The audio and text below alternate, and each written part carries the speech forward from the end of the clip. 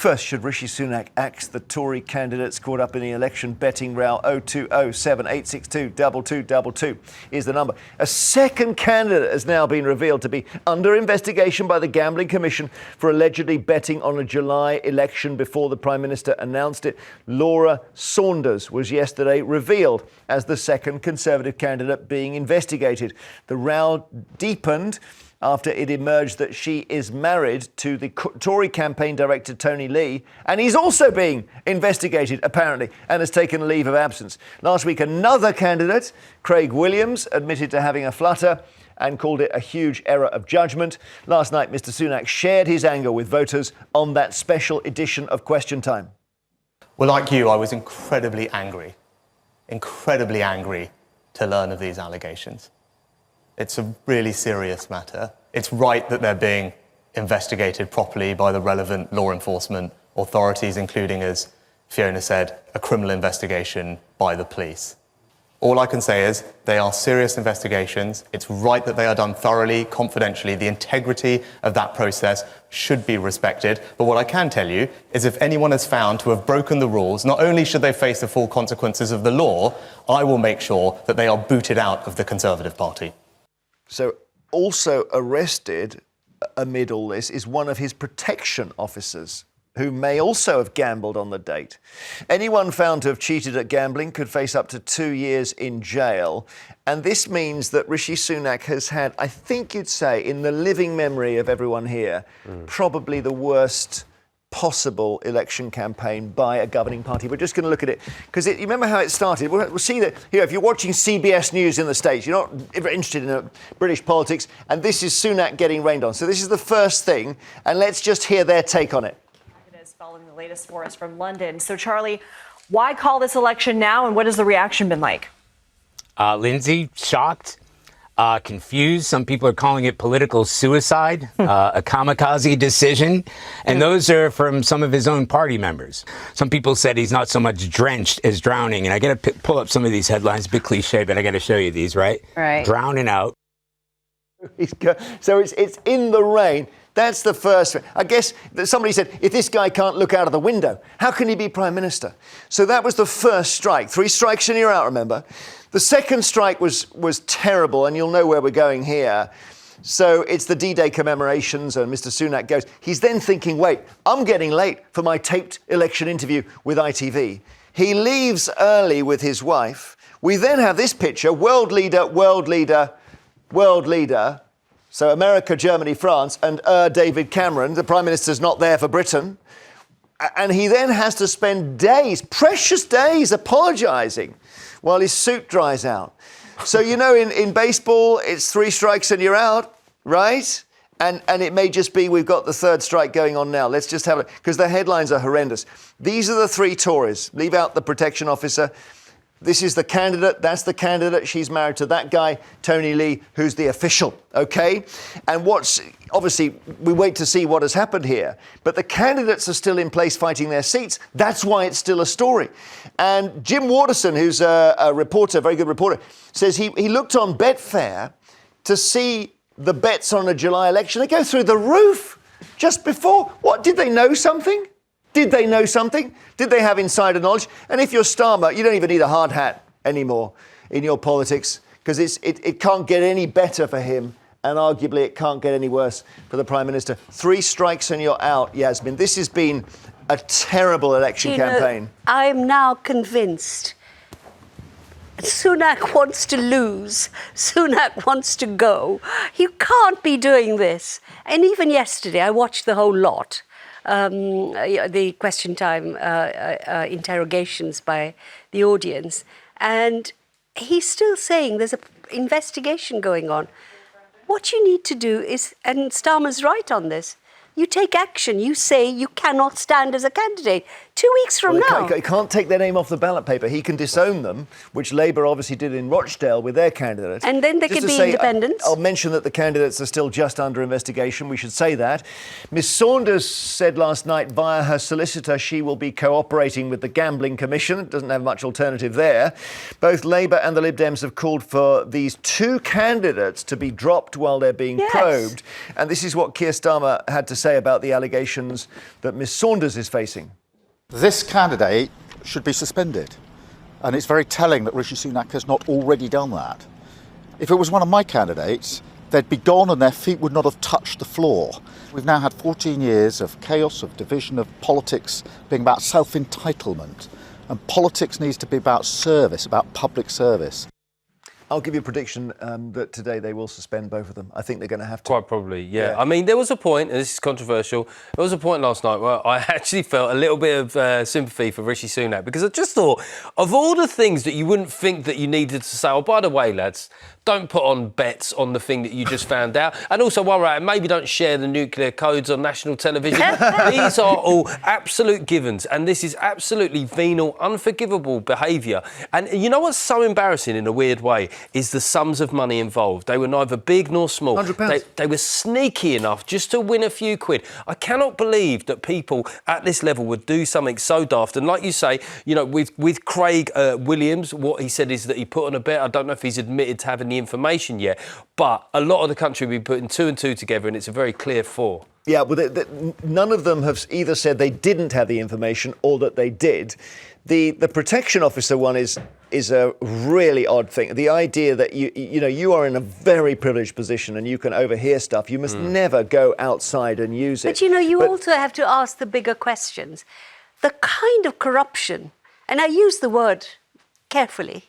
I never used the word corruption about British politics for a long time, but it's been difficult to avoid that. The kind of corruption we've seen from Boris Johnson onwards, downwards, it seems to me extraordinary that this one, which is really bad, the others got away with it.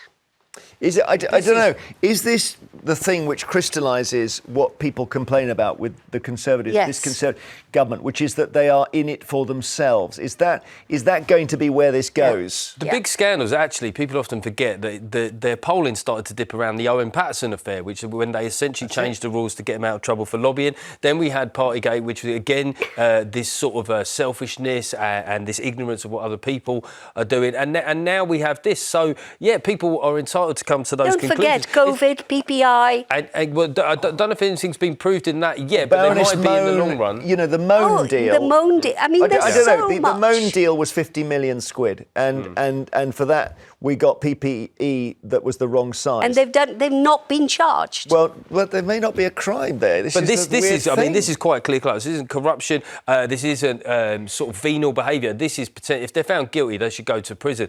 But one thing that does worry me is that there might be a fairly big Labour majority. We're not really scrutinising a party that are going to be in government very soon, and the Conservatives can have no complaints because every time the focus is on they get out the gun and they shoot themselves in the foot. I mean, if this had been an internal Labour story, there would have been the same coverage of it, because people are probably gagging to find something that they can hit Labour with, because the story's all one way. But the fact is, this is a Conservative story. You can't get away from it. Peter in Wolverhampton, hi. Morning, Jeremy. Well, we said 3 strikes and you're out. Do you think that's harsh? Yeah, I think this is going to roll on for the next 2 weeks until election day, because I think it's worse than Partygate as a form of corruption. So you do think it's fair to say their election campaign has tanked here? I think it will just roll on in the news until the actual election night, and I'll be surprised if the Tories get any seats at all. Do you think he's got these? He can do something today. He can drop the 2 candidates. He can't take them off the ballot paper, but he can say they're not. As far as I'm concerned, they're not Conservatives. Do you think he should do that? Yes, because I'm a gambler, and if I knew a race was fixed and I bet on it, I deserve to go to prison. But the police investigation will take 2 weeks, and that's going to roll on right through the campaign. Oh, listen, the police investigation. Look at the motorhome scandal in Scotland. It's been 2-3 years. You might not even find out what actually happened until 2026. So I mean, the difficulty here is you're going to have people voting in constituencies without knowing the truth of the story, Peter. That's quite difficult, isn't it? Well, I think we do know the truth, although we can't, the lawyers will say don't say anything. We know the truth, and they deserve to go to prison, and it's going to rumble on as a scandal like worse than Partygate. Yeah, I think it's going to be bad. Thank you, Peter. I mean, one of the two MP candidates needs to offer an alternative explanation. They need to say, look, I woke up in the morning and I felt really dizzy. I thought I was dreaming. I thought I was dreaming, and I suddenly, the date July the 4th came to me, and I had no contact with anyone in the week preceding, and I then said to a witness that I'd suddenly had the date appear to me called in a dream. clairvoyant as an alibi. Yeah, a clairvoyant. I went to see Psychic Sally. Yeah, this is falling apart even as we say it.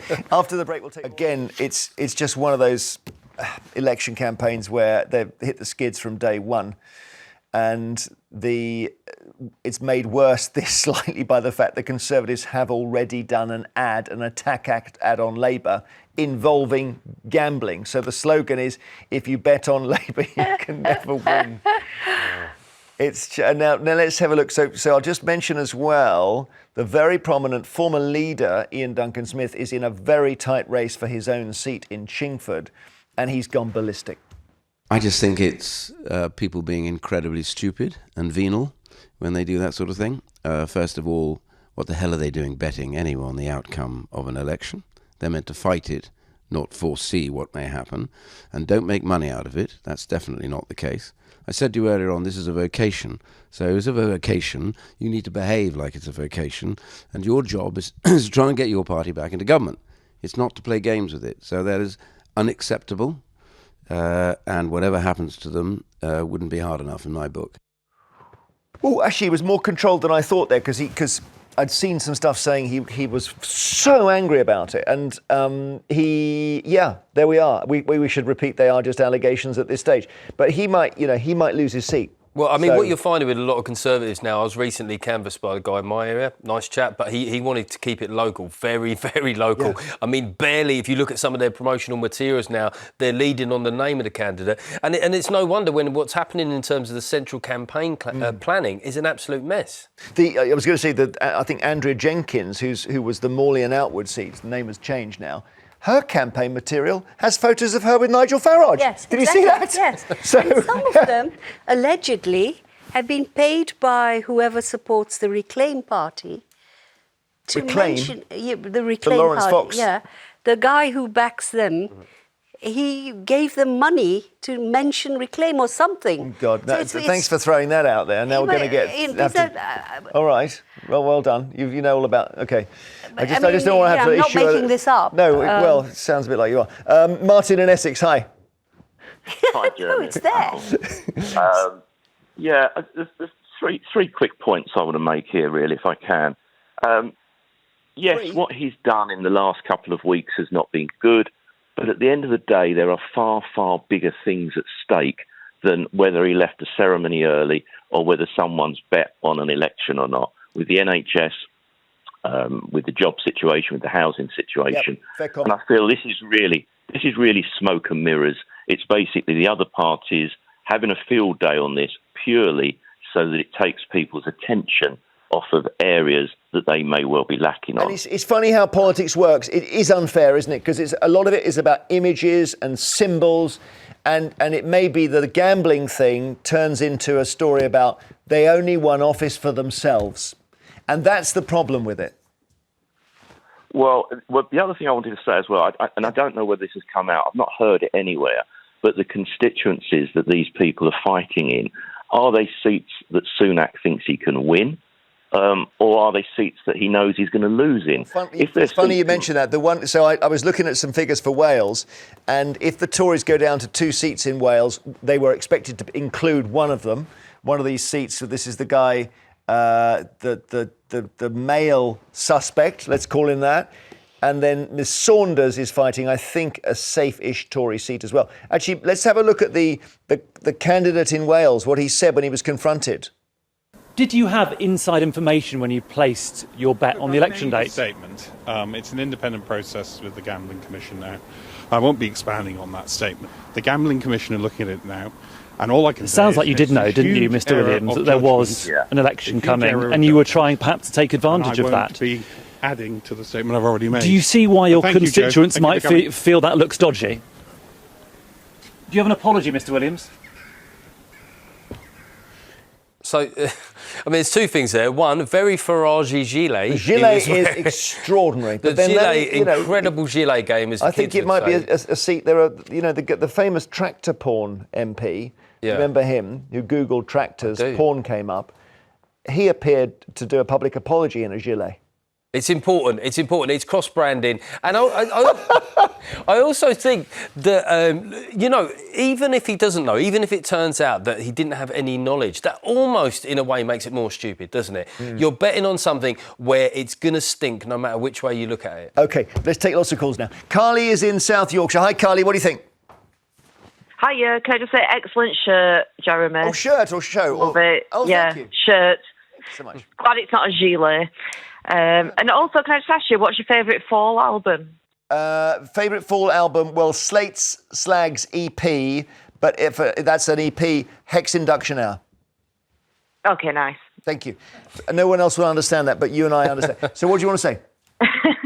Yeah, I think they do need sacking because it just shows a complete lack of judgment, doesn't it? Let's be honest. I mean, it's silly. It doesn't matter how much money was involved. Why would you do something so silly? I know the guy we would you saw want on these people running the country? The guy we saw on screen put a bet of £100 on and stood to make 500. Now, is that worth losing your reputation? Or keep him in gilets, maybe. Well, he'd be able to buy a gilet. You're right. Thank you, Carly. Who's any others? One more quickly? No. Okay. I tell you what. I know you're waiting. We'll take our break. And then we'll talk more about whether Sunak needs to axe these two Tory candidates. And more of your calls now on whether Rishi Sunak should axe the Tory candidates caught in the election betting scandal. So let's hear from David in Kent. Hi, David. More of your calls now on whether Rishi Sunak should axe the Tory candidates caught in the election betting scandal. So let's hear from David in Kent. Hi, David. Oh, good morning, Jeremy. Good morning, panel. Well done, David. You're hot on the phone there. Well done. What do you want to say, David? Well, I think he should really suspend them, chuck them out completely before, as Yasmin said, it's going to take months and months to get this inquiry done. So what's the point of having an inquiry when they're not even going to be members of Parliament? Yeah. The other point I was going to make was who instigates a general election, and it's obviously the Prime Minister. So it was obviously him that opened his mouth in a private meeting and someone overheard it. Yeah, and, well, he might have been meeting the people, the individuals concerned. So he says, look, I'm going to go July the 4th, keep it to yourself. And someone then runs down the betting shop. But he can reasonably expect that people aren't going to suddenly go on like Bet36 whatever and suddenly put a bet on it. I think he's got to discuss it with some people. And as I say again, we've got a Labour Party. There's big questions about Starmer, big questions about things that they're not committing to, but they shuffle ever closer to power. Yeah. Well, so all of this is time taken away from asking Labour what they're actually going to do in power. And in Hertfordshire, should Sunak drop these two candidates? Yeah. He should drop the candidates and then they should go himself. And I want to know what's happened to the betting shop people that are taking these bets. Well, they shouldn't. I don't think betting shops should offer... What's happening to them? And these people aren't fit to run our country. Well, the betting shops aren't running it. They might be running it at the moment. But the politicians aren't fit to run our country. Yeah. Well, listen, I don't know. That's all in play. I'm in the happy position of having no views on that. It's so childish. Yeah, I know it is. I know. If they did it, of course, it's terrible. And you know what I discovered today, Anne, is that it's a crime even if you don't win the bet. So isn't that... Yeah. So you could go to prison and you don't even collect your 400 quid. But you know what? Anne's voice tells you everything. The pain, the frustration, the terrible way so many voters are feeling at the moment. Of course, and Anne it's not fair. And it was the betting shops that flagged the issue. So they're the ones who say, wait, this is a thing we shouldn't have bets on. I mean, they shouldn't be taking bets on a fact, should they? That somebody somewhere knows. Because you can all bet on the outcome of the election. Nobody knows that. Well, I mean, like Eurovision, like X Factor, like Britain's Got Talent. I'm amazed that there are better markets for these things. I see, because they could be... There's privileged information, basically. Yeah. Well, thanks, Anne. Wow, some ferocious anger today about this situation.